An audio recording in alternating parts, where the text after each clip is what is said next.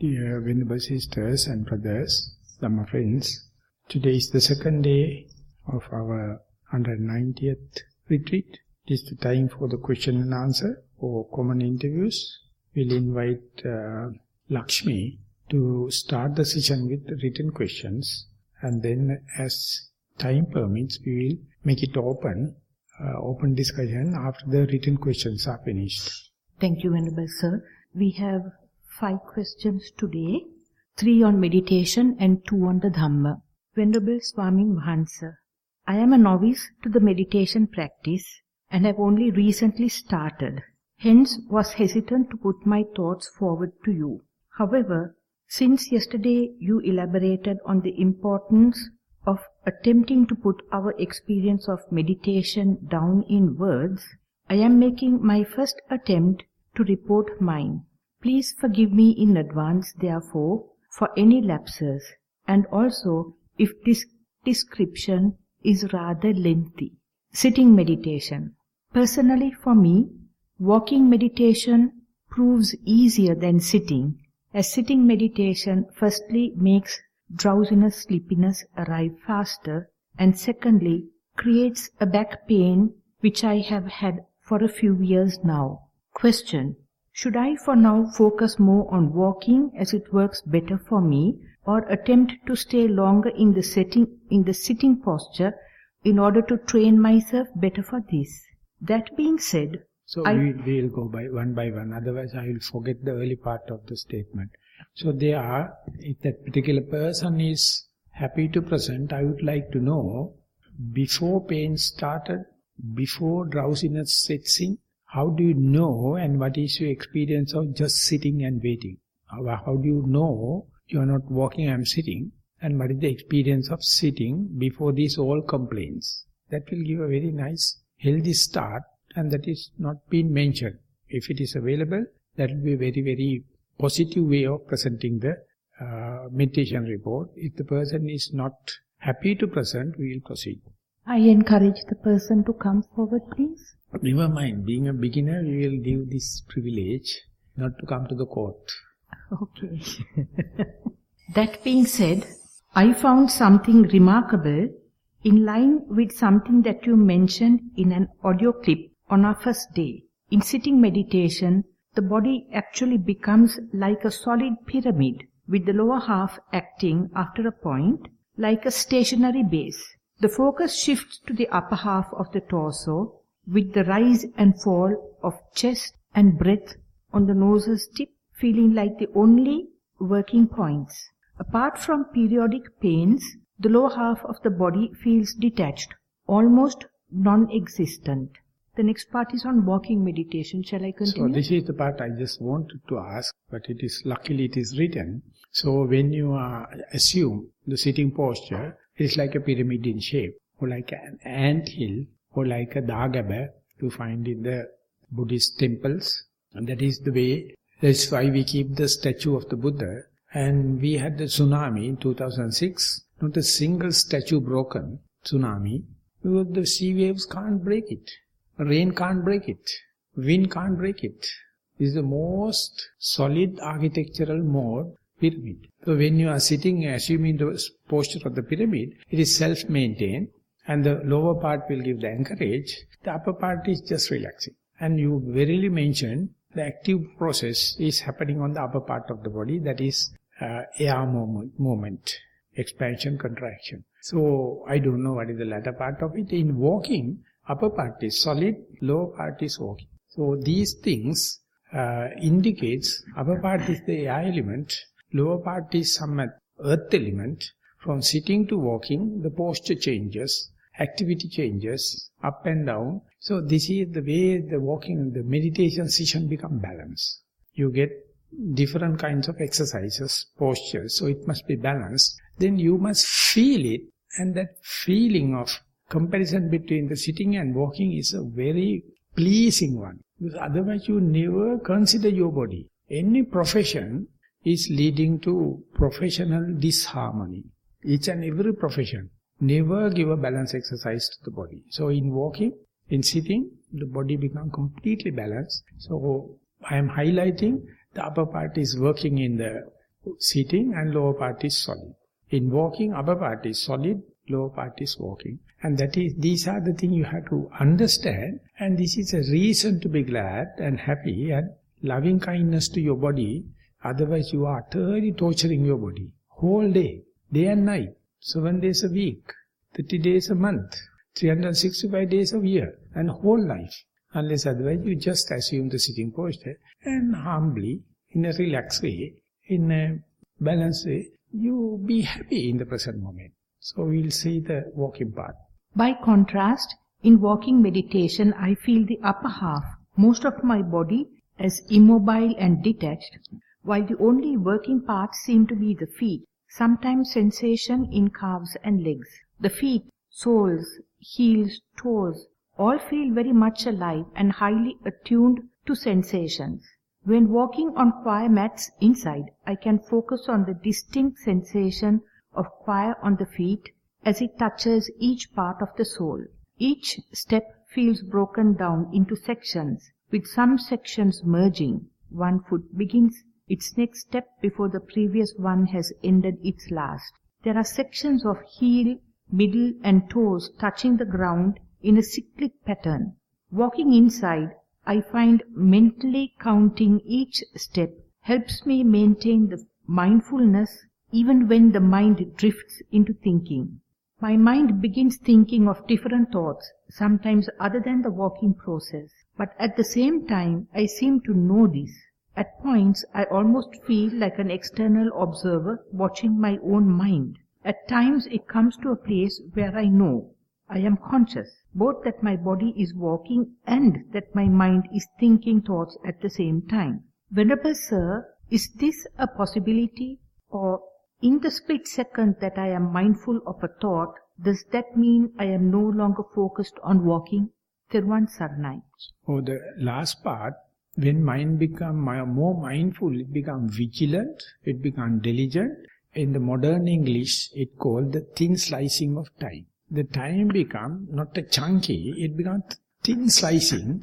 At time it's a thought, next time in the breath, or in the leg, or sound, or thought. So you can see they are working together without any disharmony. Our rational mind finds, how come that? The thinking and walking happen simultaneously. But you can see, they are very thin slices of time, appear together, but there's no mixing up each other. It's a cut and dry. Thinking mind, and then observing mind of the leg, and the listening mind, and painful mind. They are awake maybe. So rational mind is messing it up. But in the process itself, no mess up. They know they are art. But our interpretation is utter foolish, utter idiots, utter ignorance, darkness. So the day you become efficient to appreciate the thin slicing of time, things are happening in very nice way. So multitasking is very simple. Because mind is built up for that kind of a thing. Our rational mind is very dragging, is very, very inefficient. And that is why we are feeding to education. Never you can bring it up to the reality. So when you go there, you can see the seeing happens, smelling happens, hearing happens, other sensation happens, thinking happens, walking happens like. Keep on continuing. Don't doubt about that. But the times are, the slices are exclusively different. Only you, if you are foolish enough, if you are not skillful enough, you find reason to be worried. You will be entertaining doubts. But in reality, no doubts. Everything is cut and dry. So that is how you are increasing the efficiency of the mindfulness, vigilance of the mindfulness, immediacy of the mindfulness. Then you understand, in reality, no conflict. Only the conflict is in your interpretation, in your rationalization. But the children, no problem. They are not worrying about interpretation. So keep on with this idea in your mind, whether it is happening side by side, or one after the other, or two together. So these are the things the Buddha mentioned. You must know while walking, for an example, a thought happens. You can see walking is closer, thought is far away. Or sometimes thought is closer, walking is far away. Or sometimes thought and thinking, the walking and thinking experience, side by side. And out of that, walking is desirable, thinking is undesirable. At a time, thinking is desirable, walking is undesirable. At a time this is gross, this is subtle, and vice versa. This is in, that is out. Likewise, there are many facets when 2-3 objects happening together. So if you are a person expecting the theoretical perfection, you will worry about two objects that are together. But when they put into fight, then only you can see different facets of your primary object and the secondary object. You must be a mere distance observer. Don't worry, don't take responsibility about their performance. You have to just see and report. No rooms for worry. If you are not observing but expecting something, lot of rooms for worry. Don't. Day by day you will lose your expectations. Just observe. The good and bad live together. Black and white live together. Liking and disliking live together. Pleasure and pain live together. No problem. So continue to see, then the whole world is nothing but aesthetic. Very green, very lively, unless otherwise our foolish, rational mind going to interpret it. Through interpretation only you are going to grasp it. Let loose. You are not answerable. You have no any responsibility about giving an interpretation. But they will go on by whatever. So every contradictory thing can perform very nicely, very harmoniously in the broad screen, and go prepared, and you will see your innocence will come out. Your straightforwardness will come out. Your communication capacity, the superconductivity will come out. So don't hesitate or don't entertain doubts. Don't question them. Just let them happen. So simply you will be healed, mentally and physically. Venerable Sir, the next question is in 3 parts. Part 1 on walking, Part 2 on sitting, and Part 3 on spiritual life. Walking meditation. The awareness is put on the soles of the feet. The contact with the choir mat or choir carpet is felt. Sometimes thoughts arise, mostly memories and projections. The thoughts are watched while the feet are in the background. Then the awareness comes back to the contact of the feet with the carpet. The longer the walking, the more details of the walking process arise. Sometimes there is the perception that the feet are made of light. Sitting meditation. The awareness is being put on the breath. It is labeled whether it is an in-breath or an out-breath, as well as whether it is a long breath or a short breath. After about 5 minutes, the labeling becomes to feel like a disturbance. So then just the bare breath is being watched. Details arise, like that the breath is most prominent at the back of the throat. Thoughts arise, are being become aware of and dissolve. A perception of light arises, sometimes circular, sometimes everywhere. Pain arises, is become aware of and dissolves into light. Sometimes it feels like the boundaries of the body disappear and dissolve into light. The breath is very subtle now and can only be felt through the movement of the belly. I'll read the question on the spiritual life after you have answered this. Yeah, both the reports are good, very juicy, very sappy, feel like listening. So whenever, the second part I am talking, whenever you sit and meditate, whenever the breath happens, or automatically happen even without noting, that means you are ready to put the machine into autopiloting. You are not interfering, even not noting. And then if you observe it, you can see what happens to the breath, and slowly it becomes subtle. When it becomes subtle, your body, edge of the body or boundaries of the bodies will dissolve. And you don't know which part in and which part out. The boundary between me and not me dissolves. And that is devastation for the people who have so much of idea about the corporeality and body and beautification and all the kind of thing. So this is a disastrous. But if you are a spiritual person, you can see while you are living, the me and not me boundary dissolves. At that moment, without any time gap, frustration dissolves, tension dissolves. So therefore, whether it is increase in tension or decrease in tension, that is your preparedness, your outlook of your mind, your attitude of the mind. So let it happen again and again. See where that point you can appreciate it, you can facilitate it, and you can Consider this as a progress. And moment the boundaries dissolves, language dissolves. You can't explain it. And egocentric idea dissolves. The materiality merge each other. And you get connected with the cosmic energy. No maintenance. So longer you be with that area, more you healed, more you massaged. Everything is cause and effect. There's no cursor, there's no doer, but very sharp observation. So that observation make you kind of a reflection or radical reflection. Wherever you do something, it is evil. Any ill will is evil, according to the Arthur Schopenhauer, according to Friedrich Nietzsche. So if you let the thing happen without will, everything is very green, everything is very lively, everything is very healing. So this is the point where the matter dissolved into the mere perception, and you just let it all dissolve, and there your body boundaries dissolves. You can't explain, let alone noting, and whether primary object or other objects, your body or external, everything becomes just a one slurry that is called the flux, the continuity. So if you can observe it without labeling, no tension, but quite boring, it's quite monotonous, it's quite sleeping, sloth and torpor, and you feel like get up and go. That is the part we call defilements. If you are go prepared, not let the defilements set in, you will be fully alert, and you understand whenever the defilements are there in the mind, mind is alert. When there is no defilement, mind becomes slimy, mind becomes sloth and torpor. So not only meditation, in meditation is happening, how can you facilitate it, how can you go prepared? It's never happen overnight. It has to happen 1001 time.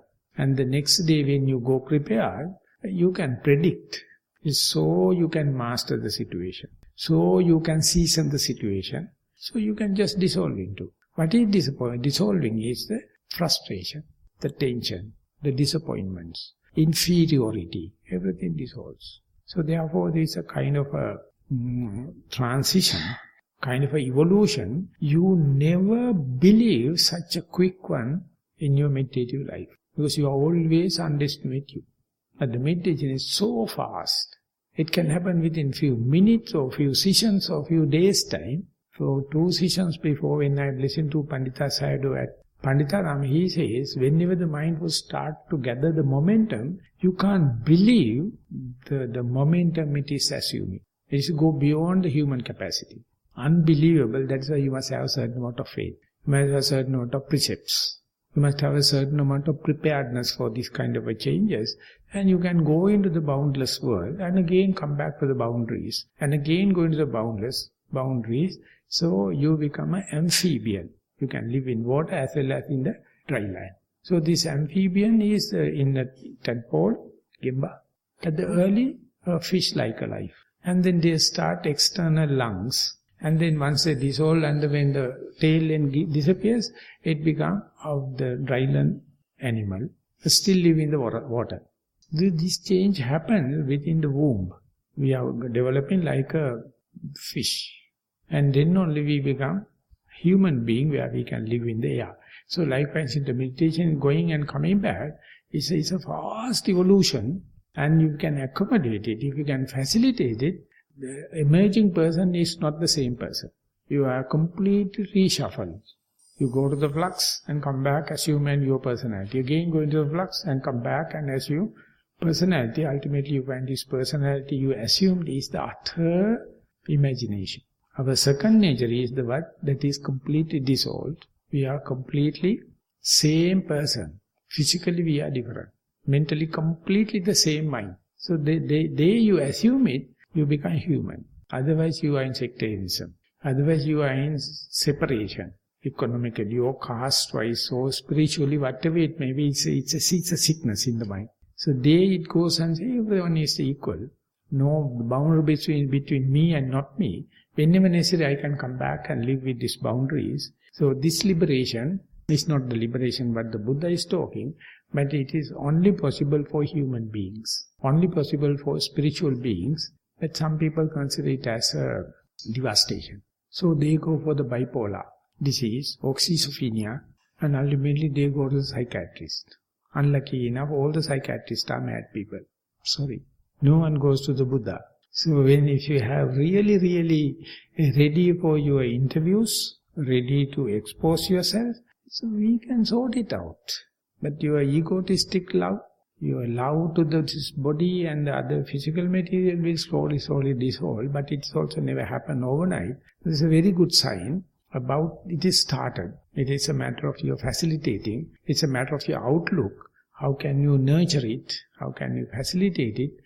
We have the equal qualifications to facilitate it. Only the outlook, only the view, whether that is changeable or not is a complete new issue. These evidences are there. So if you let it happen again and again, definitely you will be better off. Specifically with respect to tension and frustration. So we'll go to the third part. Spiritual life. I have a good friend with whom I travel the path. We go to monasteries and meditation centers. We can both see the benefit from this, like practicing together and learning from each other. But there are also times where we argue and fight. My friend is from the opposite sex, which also complicates things. Sometimes we both think it may be better to keep more distance or even walk the path alone. So this is why, so when you are doing counseling, the female problem will be well answered by a male. Male questions are well answered by females.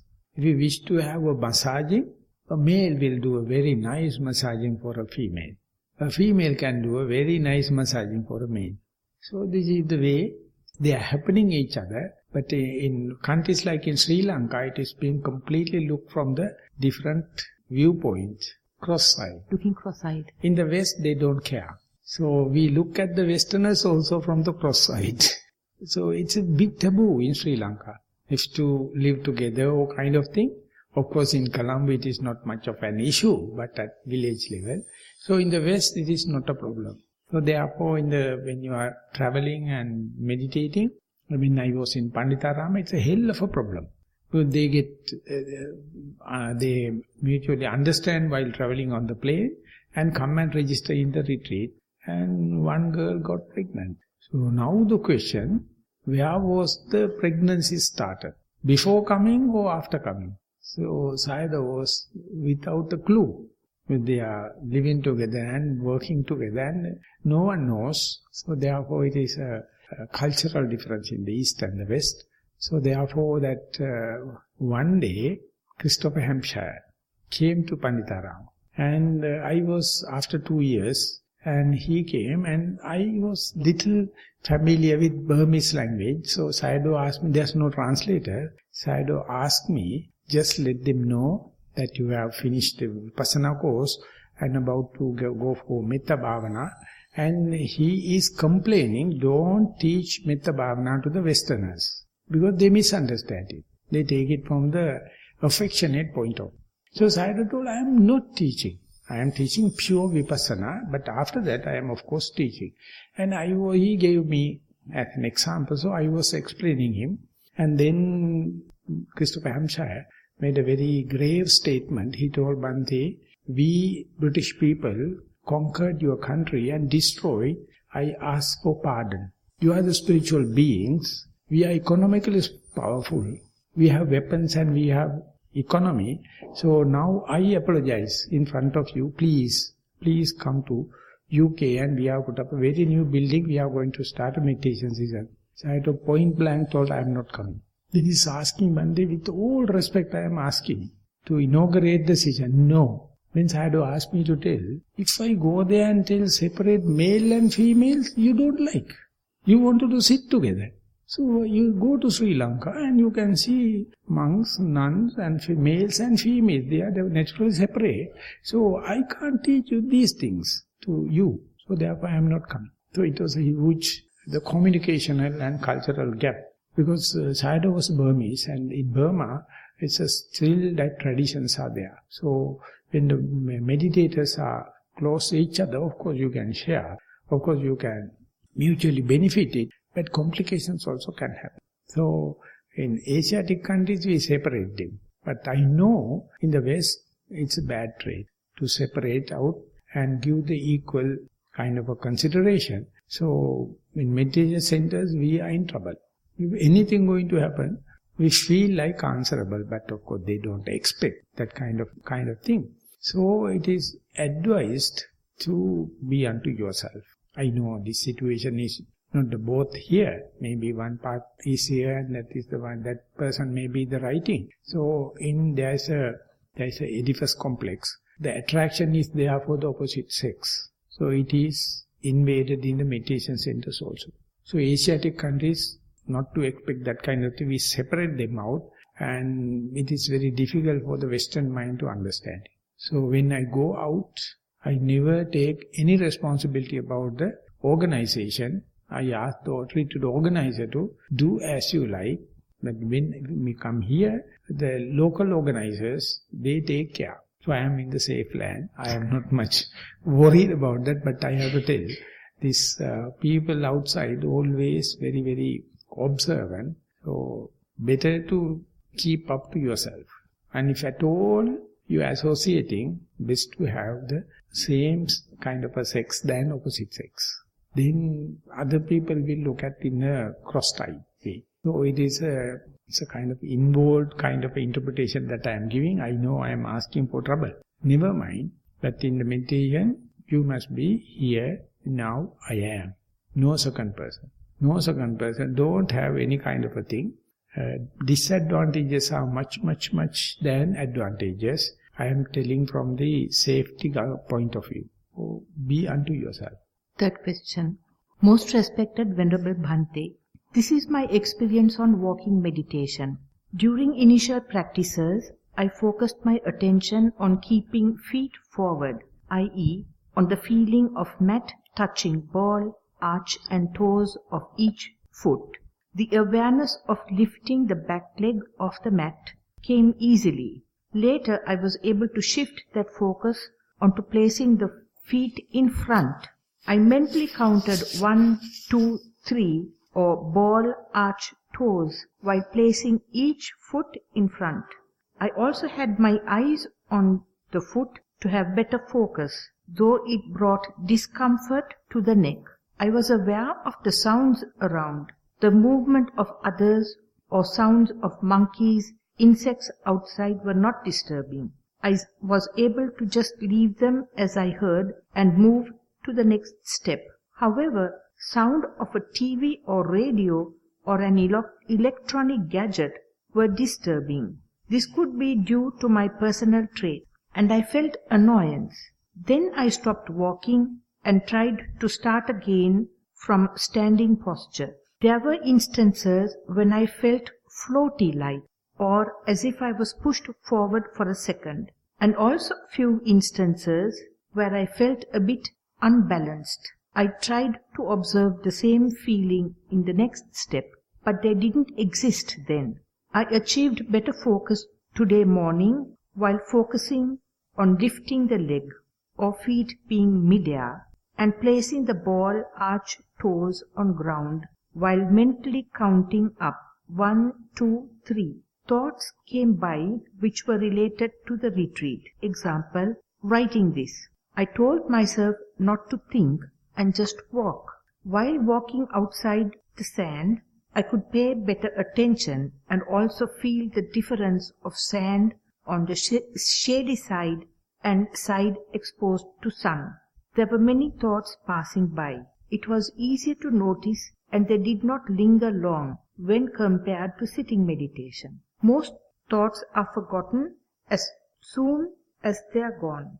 Please guide my meditation practice with metta. So in the early part, to bind your mind or to bring mind at home, you note left, right, left, right.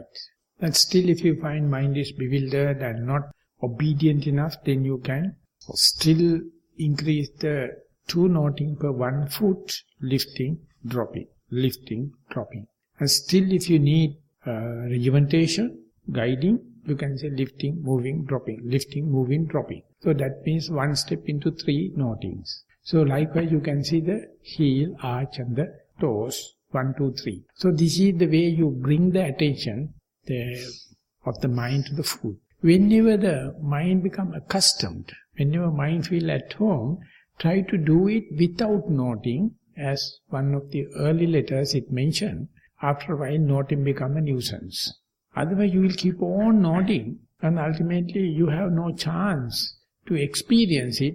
You are just regimenting. So see the possibility to do away with this noting, labeling, and just let it and see how many steps you can walk without labeling.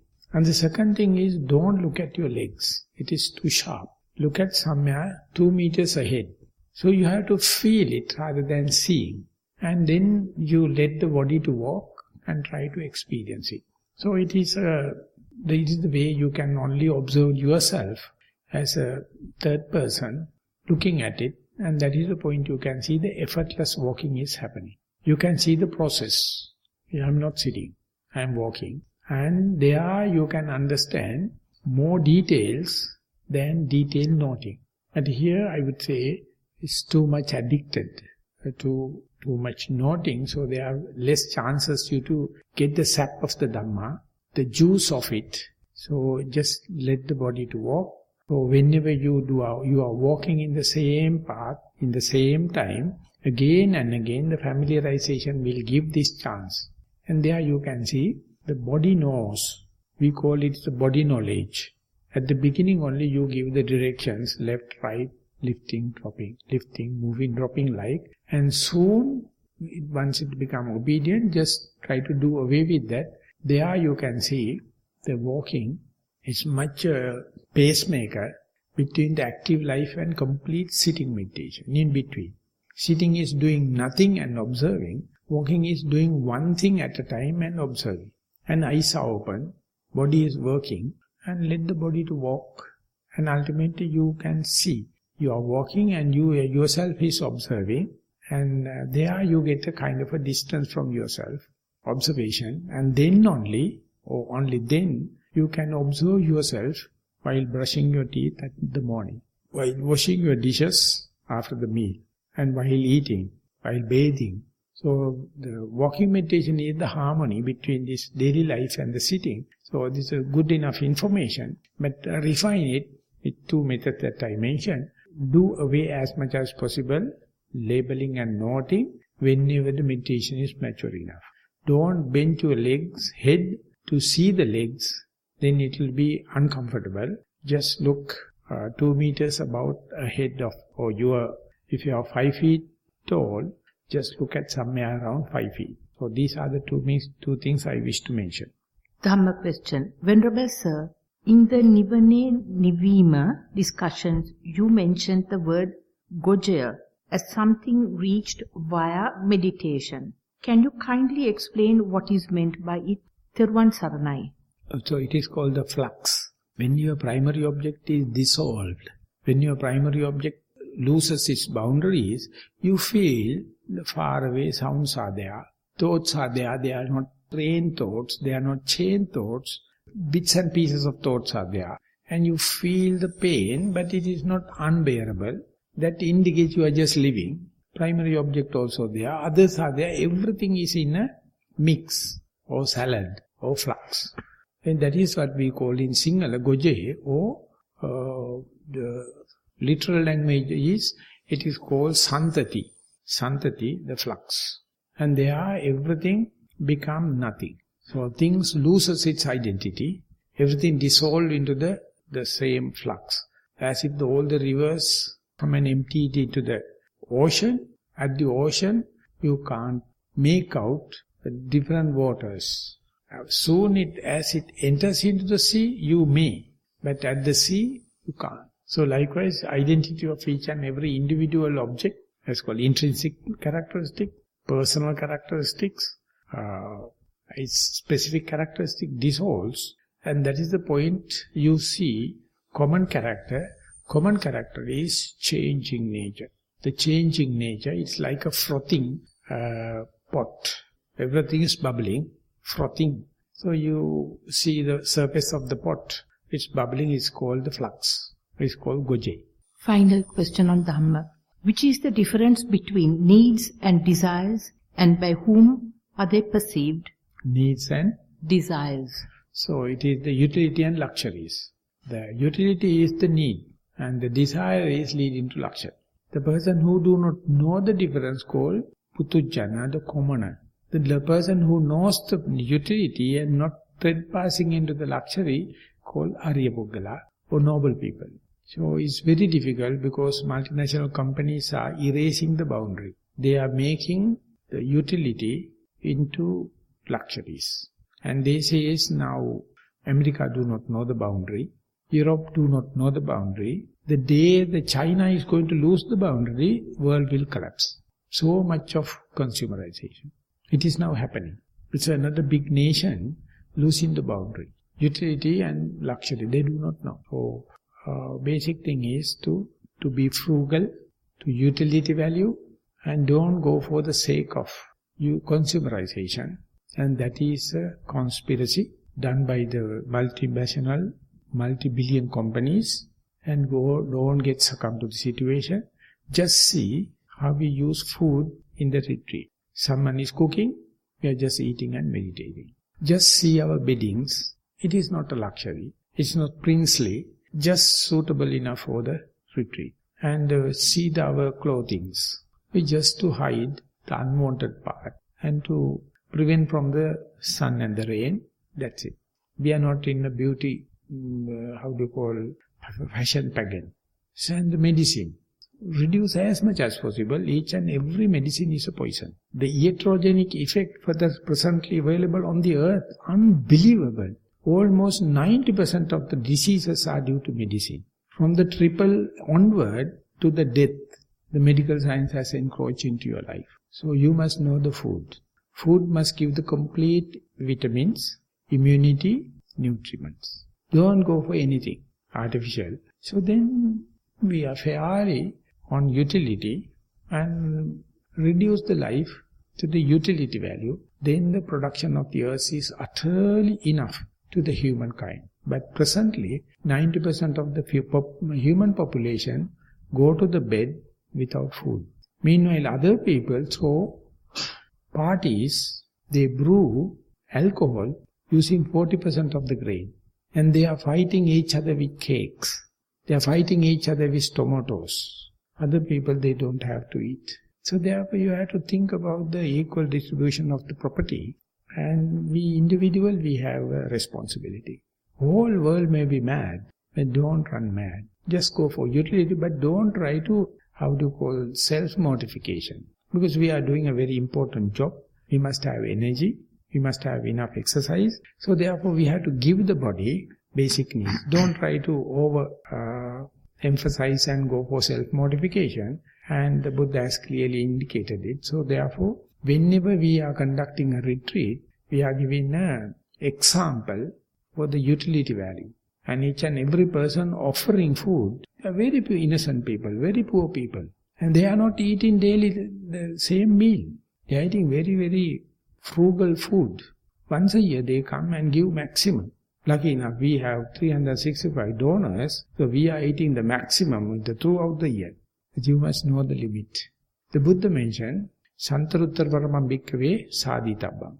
Even if all the robes are being robbed or burnt, and you have nothing to wear, and you cover the secret area, and go to a house and says, I am sorry, I am forced to ask something, please give me something to hide myself.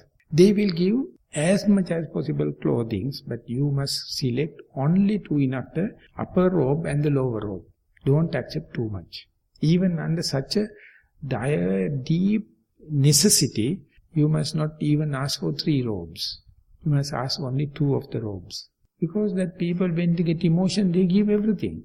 But the receiver, you must have the controlling power.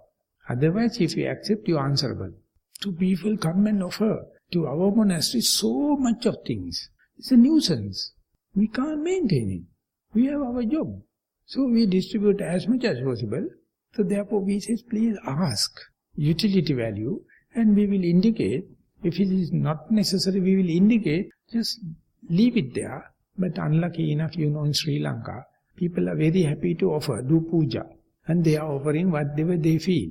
Ultimately, we have so much of storerooms and so much of rats, so much of cats, so much of dogs, so much of nuisance because of this unwanted thing. So therefore, at home you may have certain amount of economic limitations, but even then, try to come back to the utility value and the need and the desire. Desire never can be satisfied, but the utility, need, easily we can by contentment. Try to be contented, and then we are the kings on the earth. We live in a very happy life, and we take care about our mental and physical health, and we mind our own business rather than helping others and other contracts. So yogic life is not single cross-legged sitting and staying for 3 hours. We are answerable for each and every material we are using, and we are setting a role model. Even after our death, this role model will be remaining. So we have to understand not the here and now, fulfilling your senses, but is the example you are leaving behind. That is how the Theravada, the senior monks, are living. So they are setting an example. We are following the same and follow the suit. That's all questions. Those are the written questions, so we can open up now. Yeah, about almost 1 hour we have taken, but anyway, if someone is having any question to the audience, we can take few minutes. Venerable, I have a question regarding walking meditation. Yeah. I did it not so much in the past, but I did a lot of sitting meditation daily. And once I reached piti and sukha, the first 2 absorptions. Is it also possible with walking meditation? Possible means that, please repeat the last part of your question. Is it also possible? It was not easy to get Sitting. to the absorptions. And walking meditation is very, for me, I have lots of will into it. So is it getting easier after 2-3 years or? No, I would give this kind of an answer. At the beginning of the retreat we say, this is not for absorption. This is not the concentration. This is just to have mindfulness. Mindfulness can lead to 2 ways, insight way and concentration way. And mindfulness in sitting lead into concentration. Mindfulness is walking is lead to more insight. It's a dynamic thing. But it is a necessity as far as the exercises are concerned to balance you. So therefore walking meditation is a warming up process before the event of the athletics. So when you warm up and then you can sit and wait for a long time. In the sitting meditation you may fulfill these absorption and concentration and kind of thing. Even then we define in this retreat that is not our final aim. Final aim to be aware, be mindful. We call still reduce to bare attention. So if you can understand experience of sitting and walking, you get 100% marks.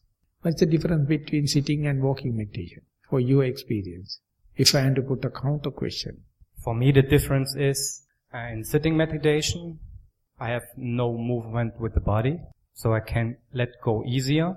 Walking meditation to me is in the middle in between daily life and walking meditation, so that I can keep my mindfulness even outside the retreat. When I'm going, walking, taking a shower, when it's getting loud outside or a lot of noises, and then I can stay focused. That's for me actually at the moment thing with walking meditation. Good. And when you are sitting, how do you know whether you are mindful or not? When I'm sitting meditation and I'm not into the jhanas, and I am actually complete in the moment and still have all the input through our senses and can let them be, just watching it, this would be for me in the sitting meditation, the mindfulness. How do you know it's a hallucination or reality? Mind-made? I hope that's not philosophical. No, how do you know it's a mind-made or reality? Tangible or intangible? Verifiable or unverifiable? If the input of the senses are getting, I don't know if I find the word, down or less, and thinking comes in, and then I know, oh, okay, something is happening, it's shifting to thinking. And thinking is always like illusions. Yeah.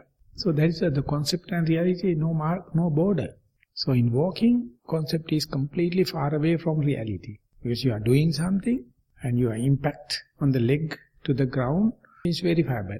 But in sitting, it is a little difficult unless otherwise you feel the touch at the nostril or on top of the lip, or your buttocks are touching, or your expansion and contraction to your clothings. They are subtle, but utterly passive. In walking, partly it is active, partly passive. So therefore mindfulness is active and passive part, and mindfulness is completely passive part. It's the exercise here, not the absorption, not the concentration. And this is to be mindful. And then only you can expand it to the brushing your teeth, eating, drinking, and then can go to the multitasking. So therefore, walking is a pacemaker. And I went to the prison and I gave meditation. I give 50% walking and 50% sitting. They told, but earlier also we used to sit and meditate, but the mind is brooding about the past crimes we have done. So we disqualify ourselves as meditators. Soon I close eyes and kind of thing, the frustration and disappointment of the past happens. So therefore, whatever the way you instruct, we think we are not meant for meditation. But in walking one day, I can feel left leg and immediately the attention go to the right leg and then again to the left leg. After 4 consecutive left and right, I know I am mindful, I start crying. It's verifiable. Even I am a criminal, I can be mindful. So that means you can wash and dry. You can clean yourself. But when you close eyes, your mental configuration is always put down to the past. But therefore, in walking, you are open-eyed, you can feel. So therefore, wherever the mind situation, you can get the touch, you can get the plug into the situation. So when we are teaching young children, hardly they can sit and meditate. Whenever we introduce walking meditation, they are like angels. At the beginning, they start shouting, jumping up and down. 5 minutes of walking meditation, the teachers ask, what is the kind of magic Bhante you are doing to children? They become so obedient. After that, they come and sit. And even their parents become envious. How the children can become so tame? Because the secret is in walking meditation. And the way in Sri Lanka, we have 2 projects. One thing is our mindful school. There's another project by Goenka system. Just like Dhamma friends. And it's also done by one of my friends. I told you are utter failure because you are not doing walking meditation.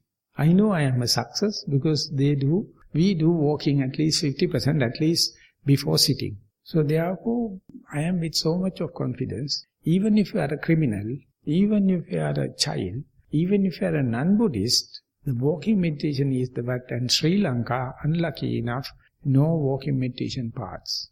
The meditation centers, they are not emphasizing it. So people become sick and they are chasing behind concentration. And walking meditation, they don't care. And now we have a project to teach walking meditation to the monks. Not a single monk ever heard about walking meditation. They are the teachers of the world Buddhism. So they are sick. More than 50% of the monks are with diabetes. More than 50% with cholesterol. No exercises.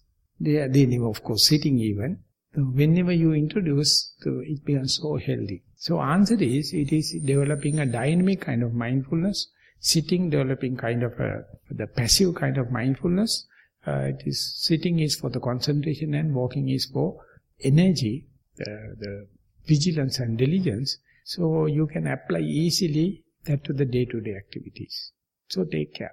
Thank you very much. Okay, we are going to have about 50 minutes for the walking meditation. After that, 50 minutes we will be coming here for another sitting, group sitting. So this is the end of question and answers here. Thank you very much for your participation.